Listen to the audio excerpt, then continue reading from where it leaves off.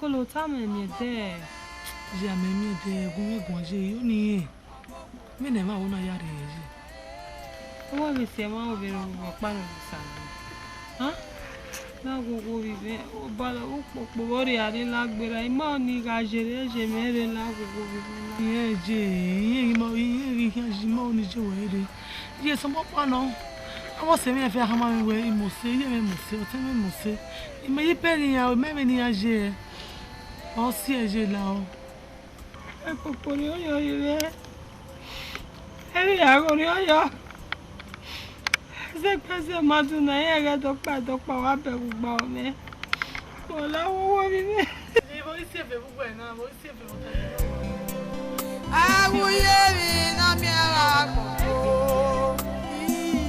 agbonza kon ati e garuwa ukoko refe Ogun. E ba wo de sinu gbe ade. O me te se re me ri wa. I me re we o ha me ga gbo re na we ni ade we lori ba nu. Agbogbo e o don na re iri e ba na si gbogbo. Gbogbo e ba we re si bi je wo du ta yo wa. Mi wa ri wa do mu re ri ha. Iri o wa do mu re ri ha. E o nu we na ka ri ona. Omo mo me kin. Na na mi we re ni ya ku we nu da we bi asoso je wa. Wa so nu wa me. What is it? We come out when I hear a great woman. A care, and I will have more way to me go, boy. Yeah, do what I go send a Harry, and you set a great woman. Is ye? A babo good your wa, but the waje. No be ade si me ya Agbogun. O ma se ti to ka wa ko visual. Tamame, u fi amo bombu jo enu gbegbo alokian. We na ka yo e gbo mo to re wo na ya do gbe bi no kinu wa se mo la gbe ko je ko mi me ko bi ja tiri re ile ko agbalo yan na ekeno mo ele ji na ya mi ewo ko mi me ko ji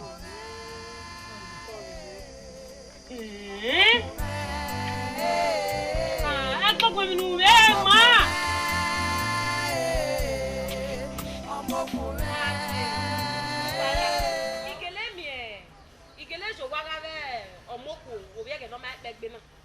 o wa po yi go to egbe ma se de ra ye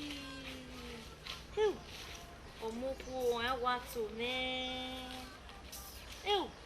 ijanji obezeye ne ye o bo wa da imi je de derio di kekide dinu gwa ya mu egbe o ma se de je ne ye iwe na mo ko wa mu nya una no wa ta odugbo be ne na wa ma igi wa na so wa mera yo to Ao, omoko aga kwa mi, vo ikeme vonu gwa na mu ere mekeli meje. Iwe na moko makeme. Ao. Gwa mi no se na moko na moboro ao. Ruda meo, iye we vo yekere. O maru ao. Wa na me wa do sagboro ao e. Yan pa jare moko ko pa yare. Yan pa jare, yan pa wona, yan pa me no pa. Ugwala. Wow. Azewe hi. Wow. Ta ke me no gwa ku go mi wala dian. Ijo. Mi asoda moko mi ano e. Ve no ya ru ao ni e. De gbo ka keru ao. Mi a wu no moko. Jare. She dey gbo so me dey we ya no moko e. Dey yore, nwa e go ogo kin o. Wa se ma we no ya no e. Ma kan me. Lare. Ma we. e dan gwa ku kwa video me oni se Ma ku we gun. Ai ku we gun. Bo na si me yi, bo kan me ko. Wa no mu yere nya. Wa kan la. no bu gba te kokoro yo gbe we te gbe megun Mu yere nya. ya we ya ki va me no keke Oni se no keke to gbe mu ye bo ko mu nya un. wa zu Oni ye bo ko. Ya so le wa ke o dai do. wa ze ti amu ke ma gbona kina ima ya we ya ki ebebe wa zu wa iya we ya ki ori ọgbẹlẹsẹ wa me o amu e o da te gbe megun ya gba ma ri guja ore ibi ajo mo ku o ku ka ewe ti do o ma ru no moko. Ibi ano so ya ba fun no. Ino eh. Oni se la afia. La ki ma kia. Ibi ano moko. We wa ja. Ọmọkùnrin ọmọkùnrin ọmọkùnrin ọmọkùnrin ọmọkùnrin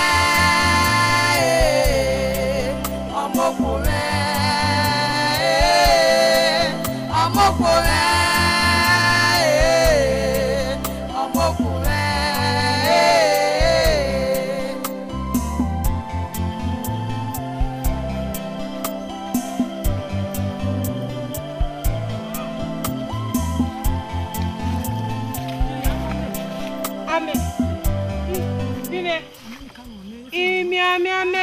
oh, so many. I will want any. My mamma, you what?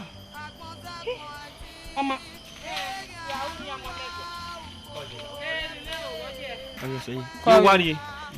Ugbo mari imi ame no ni temu ugbo imi ame ajo wa wa me gbe ya mu gie. Ina bo ni. Yo se na mene. Se mu wo wa le. Ye mu ja kani wa mu. No fia mi na ka. Ku ye ko wa ni. O waru nwe ukore na tota yi wa. Ko bi me. We se o, ko bi me. E ko ka de gbe go ye mani. Ogun ya ko ya mo. Ogun ya ka se gbe ko mo.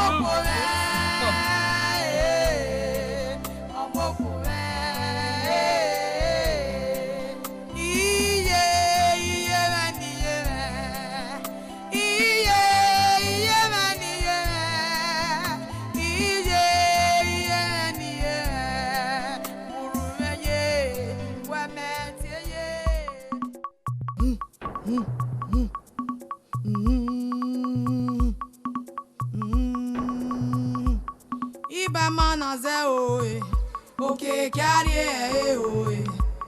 Iba manaze oe, oke carrier oe. Do gboma. Oke carrier oe. Do gboma. Oke carrier oe. Me chera no harun dino. Demo ava. Yo. Abokia. Ino wota si o mare hama me igureva. Mi ro pe ke fi mafia ye o ni ga ku pia wa o se ma re gwa. Wo ya wa me igbe ma yo ru wa ke ki wo tu. Iye me ri ugbo. O se me la jabon we he ademi mu e oto. Ebi me ka na wo. Ma me he mo pe gbe. We me no daire. Ti wa do mi. No mano to yo. O me. Tu pege ni re ya wo ne tu pege we awuna ni o wa isika o wari o kere. Ha? Wo ya ru awuna ni o isika o yi won ni wa do kuye wo. We gbe ani o mi pe no ogu egun ni mo je ngari we yo wa ni o ki wa game ni to yi wo ri aye ibi de kun oboban. No we ya ti gba o we. Ya ti do rukun ni awo na ko wa we ra fe. Ene wa yin ya no la wo kun no wa gie ma me se emeru daya di ukuni oge ma meni obu eye wara wa ogi mi ni igwa mi ya wefa ewo ke ni wa bege viri we wa bege fo owu ni we kan ya bege fo owu kun ni owu me do ri eye egbori me ege ni me do zin yu owegbe ege ni enyan no ya kun wo ya se akaru we ni o ya won na sa we ya we wa do abege kakabo Oni opa go ukun hiari o ma o na o mera dinu me kan we o gbegbe bo o no ya ma imeta e bo eri ya ri ni ogun ni ya won na am e no ka won o mo o we to we ka to to ni o na do abege fo ogo ni bo mo bobo ni o tira mo hi ele le go tira me hi o ga be tun we rio awa mewe aya o ewe me emu aya gba wa ate fi ma fe wa do bo we won gbe ma wa ma fe paro te mo do wa me ati me ro yeye ma we go yin na we ma be na we sika yi won ku ni a igbe aro do agbegun ni a o se ti wa ro we le ba se we se no we o to ni a bi me no ti ro we we wa ati be ba yeye ku ni we abege iya yi wa ko ni wa izin yo we ge do abege fo o na mo ma so ni baba iko ye ti pe gbe we yo Kurene. Me mere se mo ni me do mo ya o se. Ma to yo. Ko wi wa do wa o. We ado. Damo ba. Amjaba. Egbe wa wo me. Awe o ni iri hu awo me. O ki be ha ma me obu hu awo ni obu gbe me ya ri eji. Ah? O wi o ni ezo won se. Awa he agbe. Oni iwa ko wa padu ka mu we. Mo sari re o. Ni wa baba wa he we wo pa oru wo na wa de. Wa ma. Ona no re na o ire se. Keke ni meri na wa mi ewu odo. Ya ka mewe na egbegbe la wa na o adamu e no gwa lo mi we. Iyare ya wa ko ka me. Mo ga mu ma de gun. Ese yo e mu no ta ni o ge e me no ko ta mi gbe wa be mu na. Ya gbe. Ya mi. Faru de ya wa gbe o. Ah?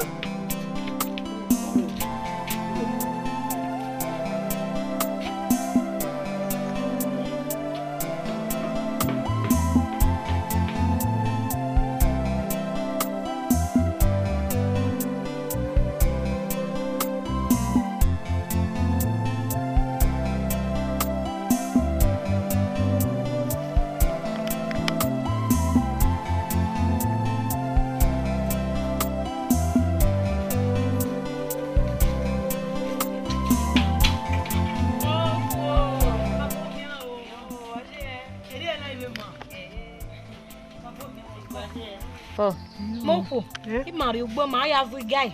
E mana we ma carry do me we na room da ka dara ade ma me se ma yen go aga mo we ma ne mo. Wa we say ya ibe mo na be we yen ga mu wa. Oh, imunu gbo no. Wa no. Aje. Moko me pa ni me no wa isunu me we ma na. Ni wa on e ko ma dede ri me ye na we anu. E mata. E ma o we na no. E ma o we. If ba se ro we e ma o we na ke. Egbo han kelele were gi usi dege na ne e ma ona ke de ku ai be toni ma we eri ma o be bona oge me na ona ya de bi je mi oni gi meta me anene je me we e ma wi me na bo ya de iji me e ta mo me o we ni si ya e ni e be ya o kan mi no gbera e ka mo me ni ai mi ese iye meta mo me Omoku lao ijo agele wa reban wa no e no kan ma o na won runda mama we ne we bi na ye mi ni ma de kana mejue ruda ma we gbe ma yan mu dia ne mi dan funu da we ono se na ma do no we mi ne ma wo na ya de mejue won moko mama wa gba re gbe we o ma gbo ije me pali gaye to ije me bu gaye to ya pa lo ni wa pali gaye ya bu gaye o ja o no ke meta se le lu wa ma gba ba pa lo o ma de ga pa ma de ma ro tin bu e hi ade be o wala wa kele kolo ku me o na wa go awe se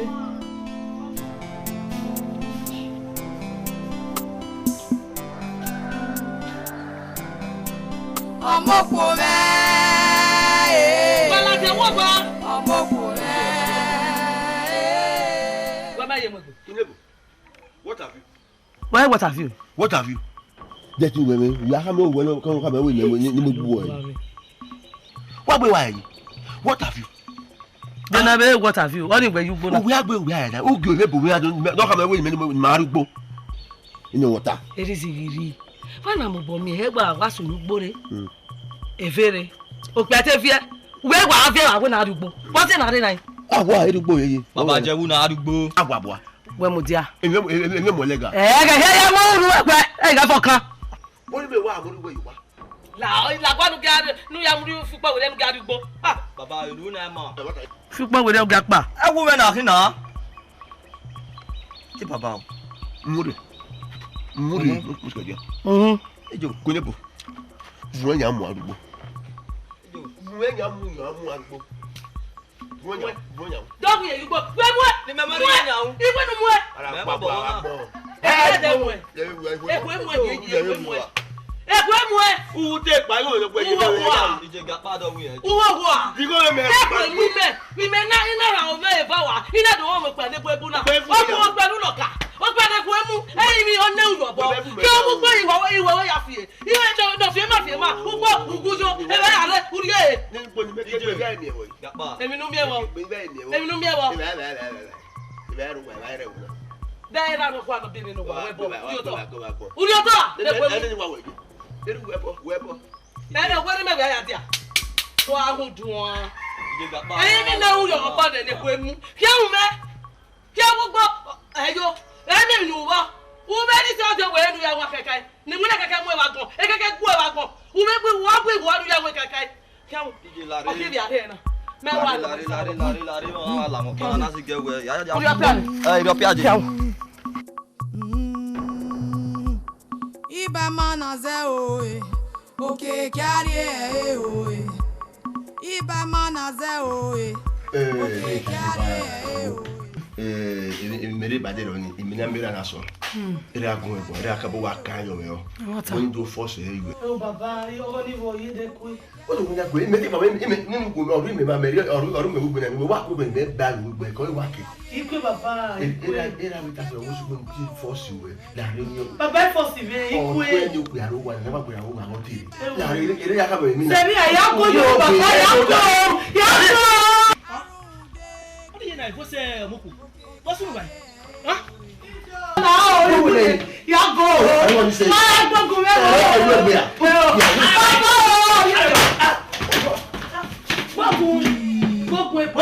What's wrong? Ikaka mawewe paru teni mogbe awona. Umani le tie me osie na me na. Oh. Baba se me osie me. Baba tuta. Ebe bata e paru teni mogbe awona tane. Go. Ge kama wewe. Ge mi aba ya ba buari wala e gbe na e gbe paru teni wa. Wa. Ge ko. E gbe su do be. Kẹ́lẹ́ pa me yé sẹ́tì mi gbé ṣùgbọ́n pa ilẹ̀ Yorùbá wọn à ọ̀dà wọn ọmọdé tí re panude ọdún àwọn agbẹ́rẹ́ àbúrò rẹ̀ ni ẹ wọ́n kàwé wọ́n sẹ́ yíyí ayé bá lọ́dún àgúnwé gbígbé èyí tó dákẹ́ wẹ̀ wá.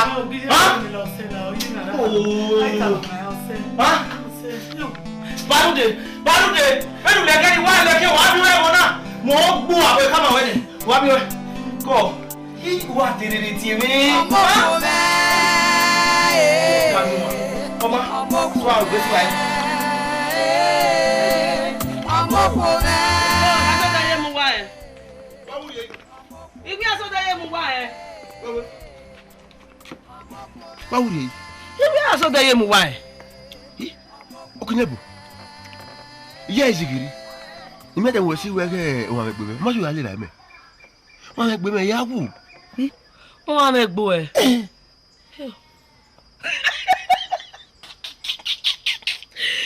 Ebe ero wa. Ẹ o.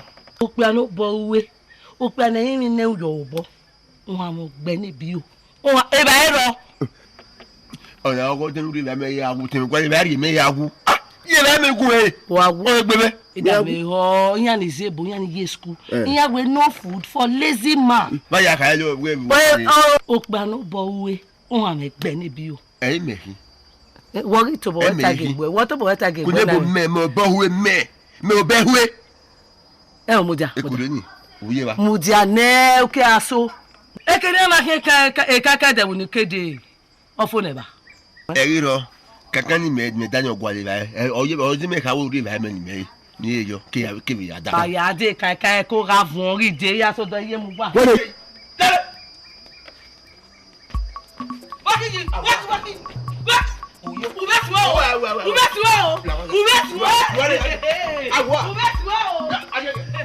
Arun de no pe a. Ere wo we yo. Wa we ye o do wa ma. Ya ye kwere. Amare de. Arun de. Iya yi o ye ya oke no na mu gbona gbona. A ogonu po we ni iwe awa fiye. Ugbo. Ewo, we wa se gbogbo ayo temi. Ogonu po ni mele wa yeye. Me mu gbogbo na yeye ma bi ogonu po megere. Me gbogbo na yeye kaka. Láwọn dé mẹ́rọ náà tánú gá tẹ́ wa gbogbo ṣẹ́ gbogbo àyè. Ẹ ti bẹ̀tẹ̀ wo báyìí nà wẹ́. Bẹ́ẹ̀ máa wò pé abúkẹlẹ̀ kí wẹ́ wọ́n ní ọ̀nà ká ń gbó. Wàtò rẹ̀ ẹ wò wẹ́ mẹ́rin àrùn mi ọ̀ ìwé àná. Ẹ ọgọ́ ni ọ̀tẹ̀ rẹ̀. Ewé ìwà ìnà wẹ́ gbọ́ orin ọ̀wẹ́ rè. Nítorí ẹ̀ máa wẹ̀ wọ́n yìí ẹ̀ rí o. Ọmọ gí asódò àyè. Èyí ní tí èwẹ̀ bà Evine no gewe nu do wevo. E no we nu dele re nu do yasin yunre e pare oyo tun e no ruwa o. Unda e no iwa ya lakin arevo na. Owa aye na mi ewe ta do mu egine. Be ni ya takian. Egbe wu emeteme. Ija. O we tari me a we de bayata. Ti de bayata ni me owo e meta mu we na. We se tere. Mami yo tere ni. No ra o de waya ni. O temi ni ma pa ma eva. Ila ni ma ya mi enu he. Awo egwo no ho ya mu na ma we ho yeyi. Ewe ni me na yu kato. Awa ewe ni ma pa ma eva wa fi wa ba yo egbe. Ima pa ma eva yeyi. So ori ya ye ya de lo. Ya de mi ni so pe go mi ya de mi ni. Yeah. Oh honey. Awonoru wa na Mariana ikere no. O aje gbori awi awi fa awi. O ya yin o ba yi o je mori awi. O ya awi aje mori awi. Dai. Ti gbe bo ni be keniye. O se. O yo tun no. O bi atun e. Ya. O bi adan ku. Ye yo bi adan e. O bi adan ku. La du be ya me wo do e. We ma tekele we. Where ba ni ya? We ni ya te. Awo we so e. We ma baba me no we. Where ba ni ya? Eri akai. O ko ya du we bu me wa dia. Oko. Na to Dore. Ekwe mu e. Oko le. Ekwe gele mojive no mo ti o. Arude. Oye beto e ho ye gi obun we ade. Wa gba ko o ma o wa no. Ye ni ka mo we. Awonoru ni. Ebo agbe bo we agbo we. Ori me. Won no agbe kan. Won no agbe kan. O ma na ru enwe. Umana ru enwe. Upo na kefo. Ya si okun e. O gbe ro pa unu we ye. Ori me. Nekwe mu. Wa gbe wa ko. Ya papo yo fun e. Ana wa ta kian. E ki ano meme. Wo. E ki ano meme ki. Wa. Uga ye wu. Ah ke le ni wa we ya baba. Aya. Gbe wa ko wa ko. Oju e. Baba. Nekwe mu yeye. Aye gun a. Nekwe mu yile no mo ti o e. Ọmọkùnrin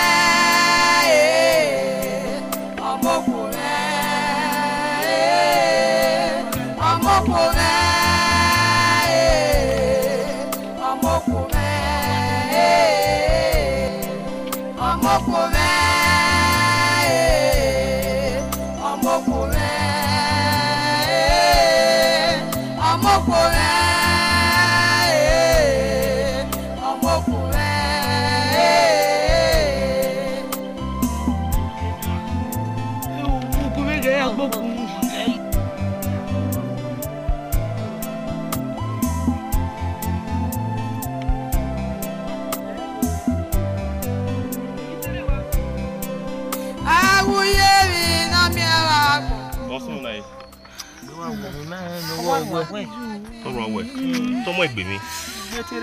Eya koyo. Ete tu sha. Ona tu. Oh. Kame o. Ye ko be. Ewe be.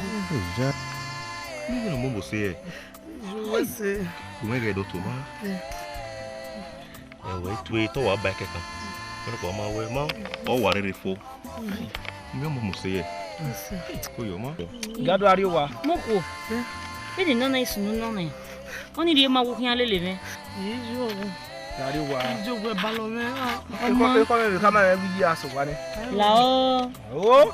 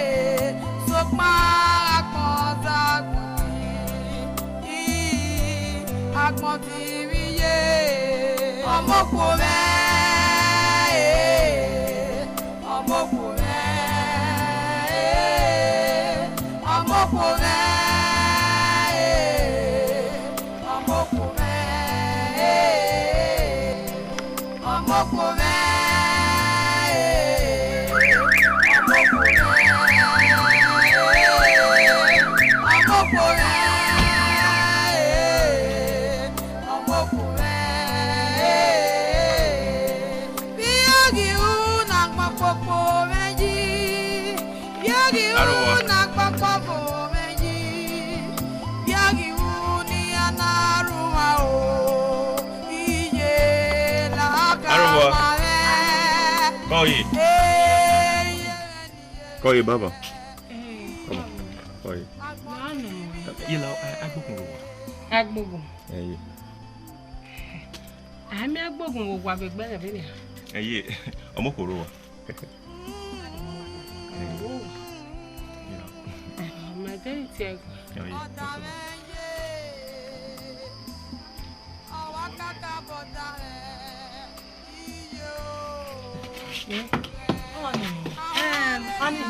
Moko ye.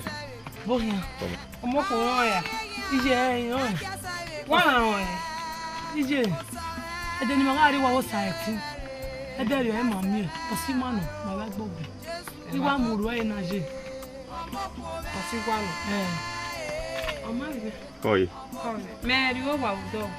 Eje.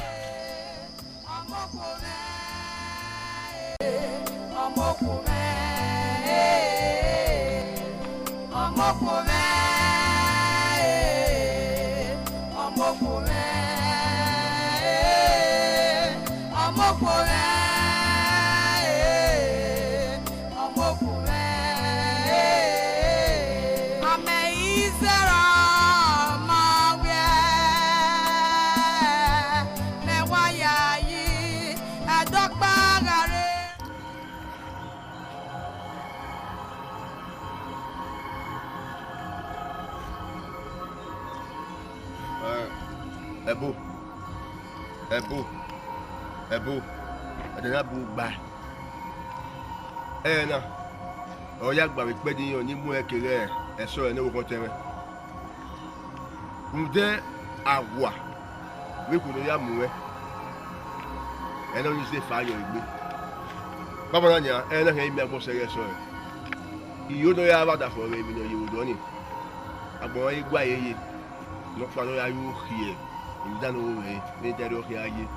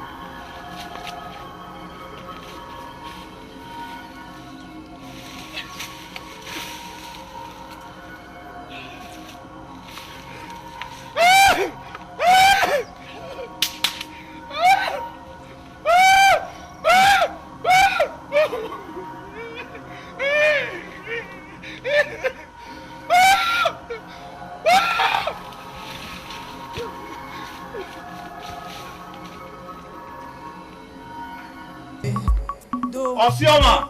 Do ogbo yere. Okay, kekari e o e. Osioma. Do ori awo. Osioma iro wa.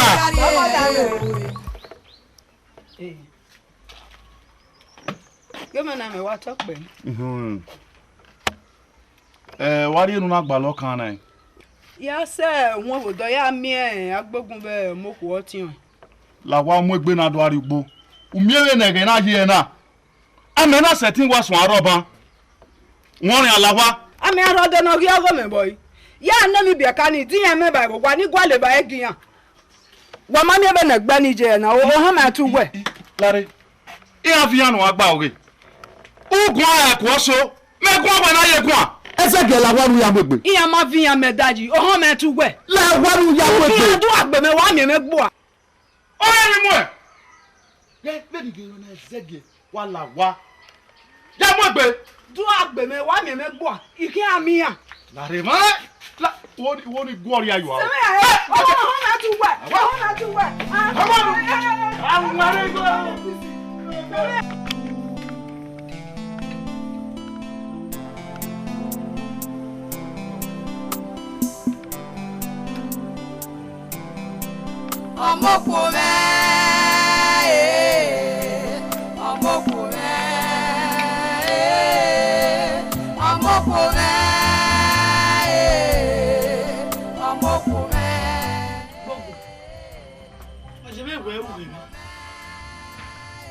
Iwe. Oh. Where are you, me? Ó lè ká mọ̀ lẹ́gbẹ̀ẹ́. Ọtí mẹ́rin ni ó ní ìtàmà wẹ̀. Ìyá yẹ mi lọ mọ̀. Tàbí ẹ̀mẹ̀. Ọ̀nàmánà.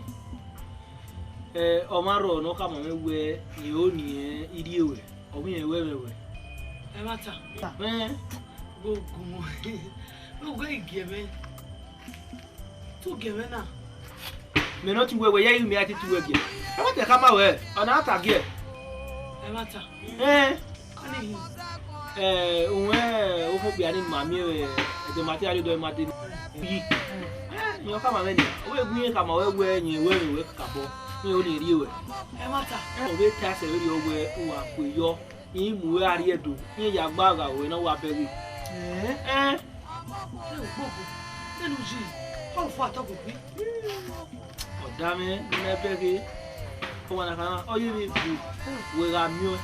Ẹ̀hó déètù wẹ̀ bẹ́rẹ̀ wẹ́ẹ́ dẹ́dẹ́ yú ẹ̀rẹ̀ yáwó ẹ̀. Ọbọ̀ ọ̀bọ̀ nígbà yà pè yọ ẹ̀.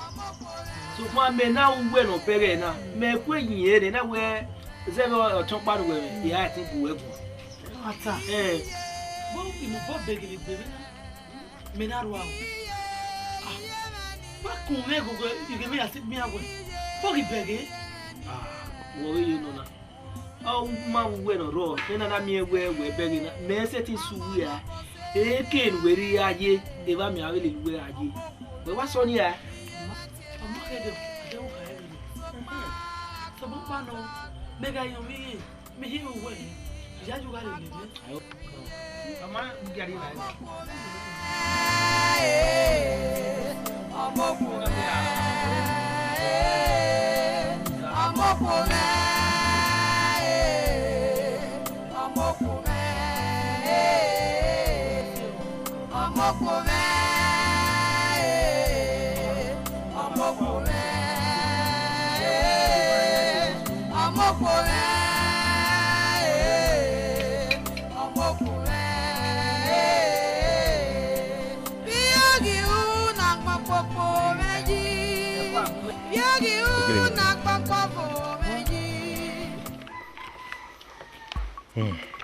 Kúrò dàgẹ́ yìí, mìíràn sì rí ọgbẹ́ àwọ̀ òbí inú gèdè ọdún rí okòwò ẹ̀wọ̀n náà.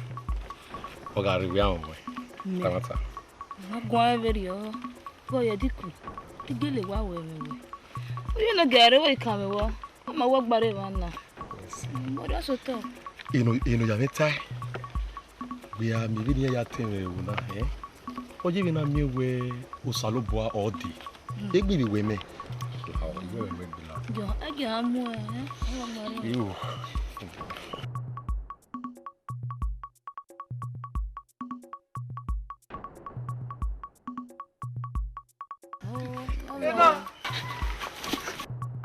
Igo!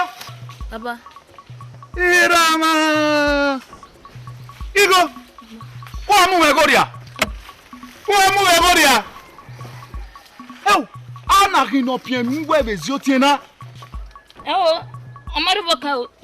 Ma wa ku. Kwa kwa na imerwa o. Ma wa ku ko ma pio. Wewe pia water no a. We pia water se we no we ba. Bi ma tele we. Ye, we ni bo iko lu omi o. O ye no bie. Lo ke we bode. Igwa we ke. A bi baby no kunkun ana. O bie na ma e na. Baba yi o me. O ba bi we wa won o. Ma we bo e. Ah? Le wa so ma bi we wa o. Igo, lare, we o kian me kian ajo. E no ge we to bi an to so ku gwen do ga so mi. E wo ze. Ma we no ge ma mi egbe ne. We nu we gun na no. Laro ime ge ke so ten na gba e. O ye na ma he. Ya, o ti abe wo egbe, e mo we pure water ime. Ya do ayo boku, lare. E mu we pure water no. You know water. What about you ke ba? Yo. We nu me wa ya te ko ye no ge o do azu o we ti o tin. O ye na ma e wo we le.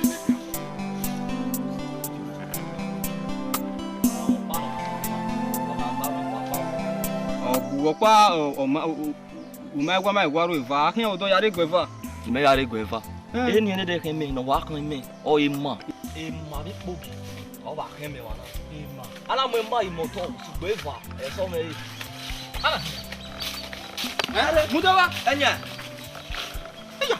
Me wo se ke. Wa let me my vagri, me fa wa to tawa do let bo. O wa me to ma. Wala mi. Gbe go ato ma. Abeti jo ile kan ma we wo ile je we na. Ni mana ti o na wala mi. Wala mi. Èmi náà la mi. Èmi náà la mi. O fi oda na. Èmi wa nu. Èmi nu kwa e wa ni hin. Èmi nu. Ami mi na ni e na. Ri onu. Ya bu we fu we amu wonu ya fu we fu. Me. E bo mo ko. No you gbe yo na. No ma gba. Wa de me ma gba. Me ma gba. Ma idewo yo an ere ma gba yo wa. Ere ni mo ma gba. Ere ni mo ma gba.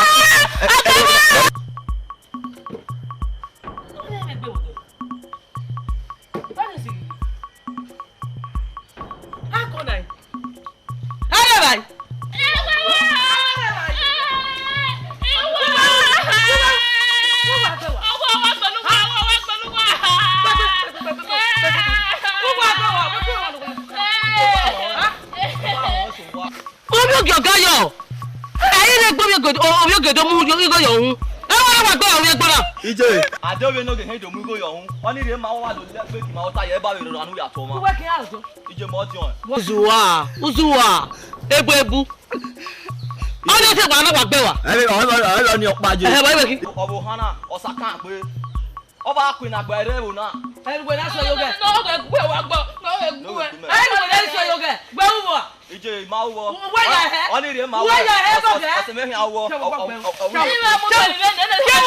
ije nu na ajo Utuji wa de ba ro we Kamu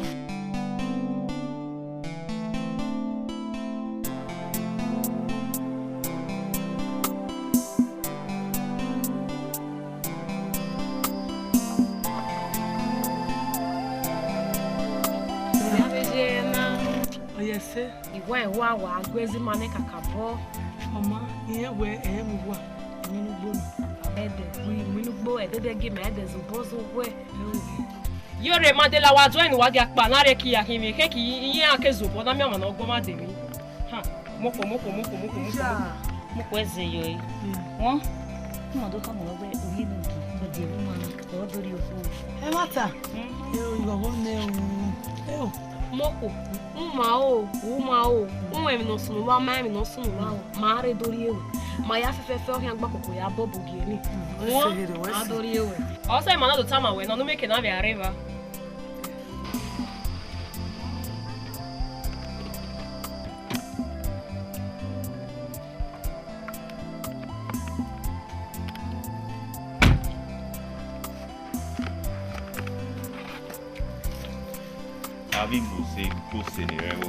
Brother Bohian. Oye. Okay, Moko. Bohian. Oye. Oma, Moko wa gba egbo e o. Wiju edo. Yanze pe o. Moko ma do ahia. Maria. Iya, mo wi ku wa. O brother ma hi. Egbogun wo yi. Egbogun ero wa. Olajanban. Ọmọ. Sunu.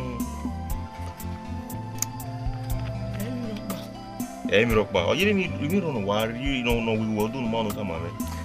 Awo se mi lo pa agba. Ti ya ka ma mi we obi no ge obi ma o je bu na. Obi no ge ni. Ima ka won je. Be ga o no fi ami na. Iya itebe won e. Ọmọ. Ni yo yi mere wa na. E wori ya tu bomeri we arriba no ya ge. Bege. Kuma. We se here. Ore mejo. We se o. Mudane. Wa ya ya we mani. Wa we du ge kimi no ri ka gwa lo ya we no. Menu ji guere mana. Wa gwa lo we no giba. To re no do ri opo.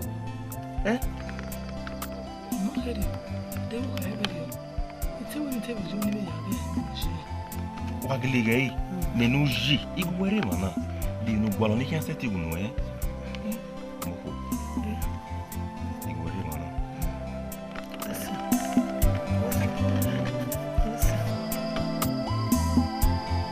Amigo ya de Morocco. Amigo ya de Sawewe.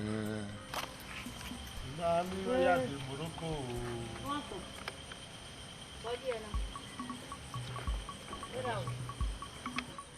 Erowa. Bori. Era me oda nwiga ina. Ogi nwiga ine ona ya nne. Wa misanera me nne una ruwa wewo tu debekun. Isani fofwa o. Ison fi bonweri sani. Undi ga inera me nwoye. Ona ri pon pa ware. Oni ri e ma me ro gwa na gwa digbase.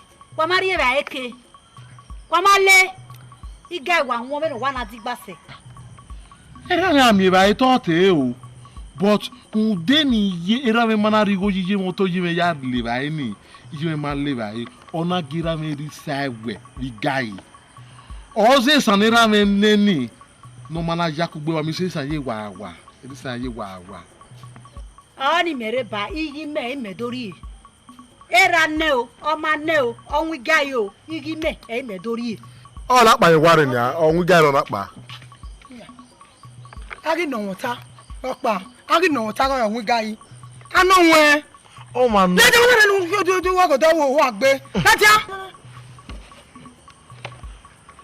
No. Ozuo. Egbe. Papa ku. Wa mi no na wa ku no ta. Wa no ta bo. Wa ka me la la egbe. Una so ka ku gba ko we ke gbe we ke wa ni se. U ka me la gba. Ko da fun wa ke u ka wa la we. U ka wa la we. U da do ma lo ka. U ka wa la ti gba se na. Bere na ti gba se na. O sa lu ga we je me fa eri ate we asa ne. O sa lu ga we wa sa lu ga. Wa genye. Wa do so sa. Do su lu ga we asa. Ne ko pe na we. Agba ba u. Akio. Iwe. Ika ma mo do mo wo. Du ba je ba asa ne. Iwe. Akio. Wọ́n rí bọ́bá káwọ̀ káwọ̀ káwọ̀ ìyàwó yóò kọ́ sọ́.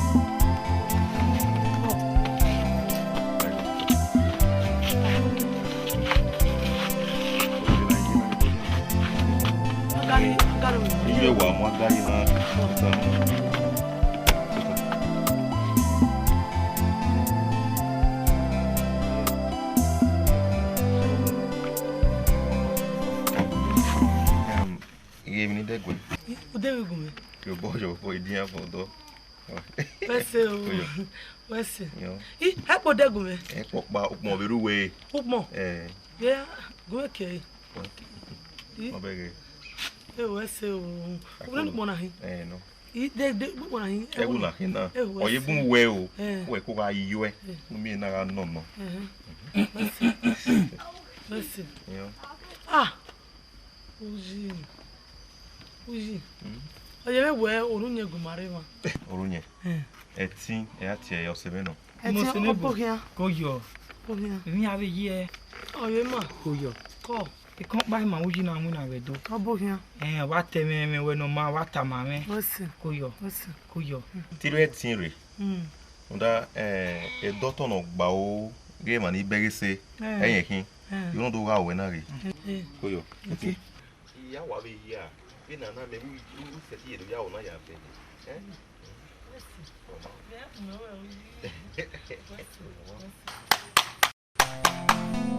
Arogwa.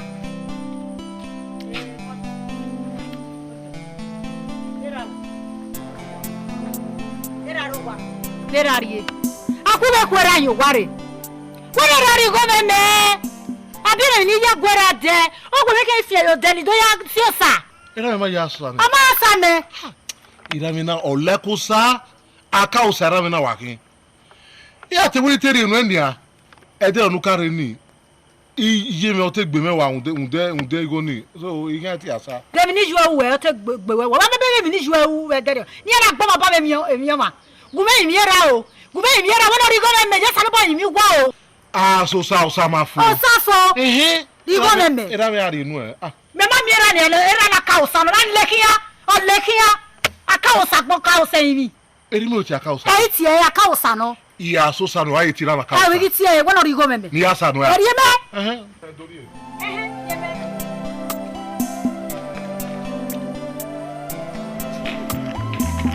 Ọmọ kò wẹ̀lẹ̀ àríwú kí a pa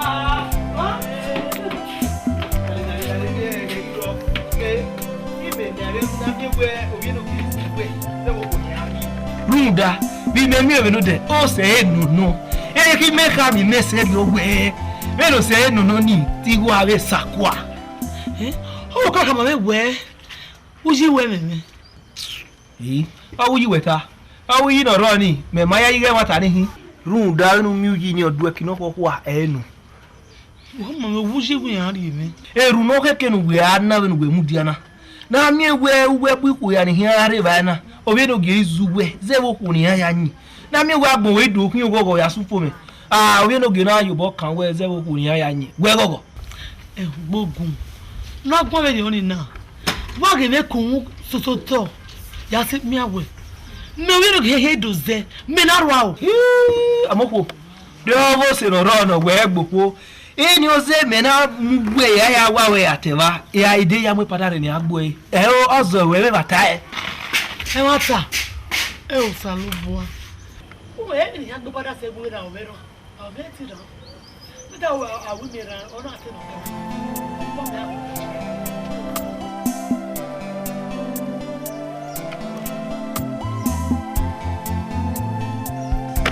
Don't know you go to the Ototuko.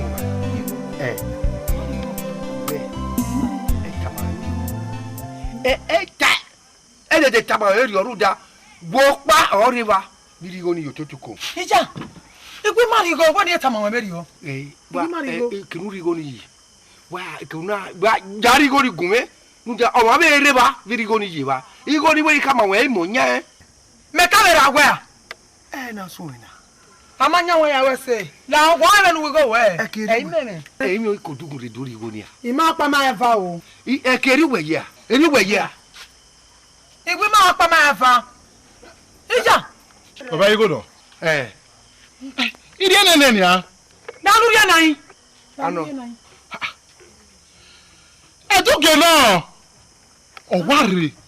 Odo alelere wa na olubodia ladia oga gbigya wele gawa era we ha wo bo kina ogogwe igo ne rame meyin o masa ela we that's right ina ma kiri go ina we no rigo ejini una rigo ne ejini ai mo yo pro me ne o ina kwa ko ari kinu ye yo tutu ko ina ya agwo ko iwa na gele rigo no to boy ke no we wo no Igu! Osa! Igu! Amona kini me bia na. Ugwe asoyo sore bana.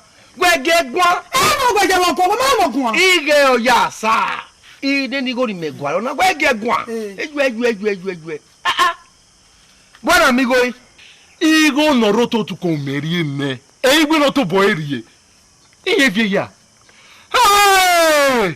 Aga miegwe edugi wa figuri ya fefe edugi no gon agbe edugi ojino ibiro to boy ka ori oge wono pa o wa bi ya ogun ni okin agbuwe no ya maduwe edugi ekiri merigo yiwo to te ebedi edugi ogun ki agbe gwe ogun ki agbe baba wa we te ya wobi bomo iga wobi da o ni ra kwa tana we ni ra lo kwa kai o wi agbe mo bi omo na ya we be mo wa Iwa me bia o e me na me bia me ma ro pa so sa o sai fo Iwa me bia awu me na me to look na una wa wa o una wa ri una ni la wa ona ya ri go agbogbo je na okwo wa ke na we na wa e deri ole mo iwa ya bie we na we bie egbo ya bie we na bie egbo ya zo wi okwe we na ya zo yesu su ọmọ nu we aye ya ku go gime be ni Yorùbá be mo ni Yorùbá ya ki hun lele wo kian Odo mu yo wa no ri o me bai. Wa mama yo yeke mu le wo kian fefe. Me ma ko we ni jomo no be jomo no mu yo yeke.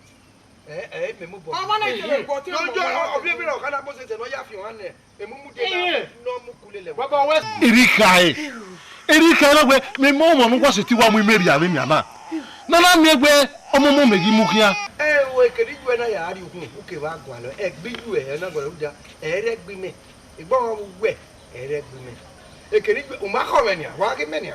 Mo se la se na. Wa ke ju oye mama. We to bu we ye mama. Ha? Ekeri wa kede. Mo se la se na. Wo pa sun ya. Ma me go tun mo wo to pa bia. No gwa lu go mo lu jari go to tu ko. Lu jari e lu ya ma ya. Amonu gwa mo tu wo gwa wa be ni na. Iwe tama wa. Igo ni kuwe ki yo e ki wa na mi go ni bi yo to ke me. O ma kan. Iga ko ede. Wa gun do ba go ni mi ba. Bẹ́ẹ̀rì ọ ó rẹ̀ mí ó pààyàn wá náà rẹ̀. Ó yá wọ́n yá mọ́wọ́ tó mú ẹ máa gbọ́ fẹ́ wá gàgá yìí wọ́n yá mọ́wọ́ tó mú. Ẹ mọ̀ mọ́ná gbọ́tà yẹn sẹ́mi jẹ́jú ẹ̀gbẹ́ nínú àwọn ọ̀wọ́. Mọ̀wọ̀. Agẹ́ ọ̀dọ́ agẹ́ pọ̀ mẹ́ ní ẹ mẹ́wàá rí ọ̀rùn àlẹ́lẹ́ pé mo yá gẹ̀ọ́kẹ́ àwòdọ́ yá gẹ̀ọ́kẹ́ àwòdọ́ epo emu ẹ ọmọ náà sẹ́nu jẹ́jú ẹ̀gbẹ́ wọn náà kẹ́mà kọ́ náà yà mí tí yára wọn náà wẹ́kún ní ẹnìgọ́ ugbẹ̀ wọ̀. Ai mi pa me yo ba kuma me wa use. Be asosa. Ama ma mu wa. Iba mana ze oe. Oke kiari oe. Iba mana ze oe. Oke kiari oe. Gbera wa. Oyo. Oyo we mo ko. Ro wa. Ye gbera. Baba, iwe ni do kama wewe yawe ni ari edu. Edu. O ko na ka do pa ari edu ni a. E jo ki ari ori le gbe pa. O. Ihe akụ. Baba. Ija yi ga mi ro pa. Ndo pa iwe uri edu ewe ya mu kanya. Uri edu ni a. Ire ari odo ni a. Iye odo ni a. A fe yo ka ki e ma mu o ye. Baba we o ni. O se me wuyi no ni mi alele ari edu. O be ta mi mese ri ogwe nya ari mese do. Nya be gwale mi na ri meji. Iye mata. Onyo si wuyi ni.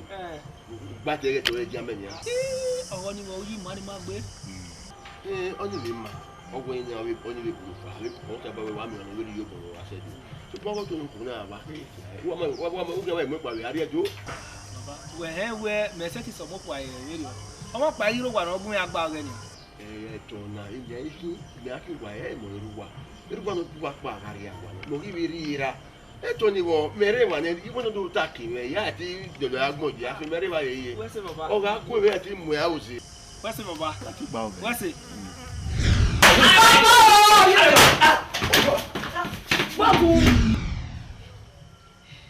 baba owo ni boy maya yi go mo ko akwe wese Wako, kama ewo mo no do taki wako. Ma ben tani ya kama. Ya woni bu e won pa ro wa yin pa si ayiwa. Mama. Domo. Ko ime. Domo so. We do wa. Kama ewo ri ka egun e o. Kama baba.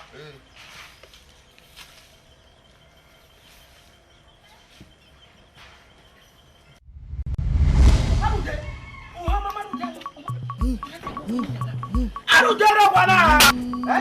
Arude. Ade wa sunu. O ma mo ru ma gbe ku we. Do ina ti ya mo ki me ya arude. Arude wa ta mo ki me ya. Ade de kama ge na wa o ka o no kiki. No ari we ra ka o ri o buju ele lo wa ji wa me do wa von e kita no bi opa. Ade wa we na la wa mere. Me. Arude me. Ade la wa mere. Arude wa ta arude. Ah, o ma mu we arude we. We arude. Ade la wa mere. Arude me pa wa re. Ade ya ko we na wa me ma. Ya fi arude. Ọmọ ẹgbẹ́ bí àwọn ọmọ rùdé ìwé ìgbẹ̀rẹ̀ náà rẹ̀. Mọ̀múta náà wọ́n ẹ̀kọ́ ẹ̀sà àbọ̀ mọ̀. Wọ́n ní ẹ̀nà sunu ọ̀rẹ́ ìwọ àtọ́rẹ́ mọ́dún àfọ́nà wọn dókítà náà fi ọpa. Ẹjọ́ wọn náà dẹ̀gbẹ́ làwọn náà ẹ̀ àmì ènìyàn yà wà ókè. Àrùn dé làókè rọ̀. Òkè kíáré ẹ̀ òye. Wẹ̀dó dó ọ̀pọ̀ wọn.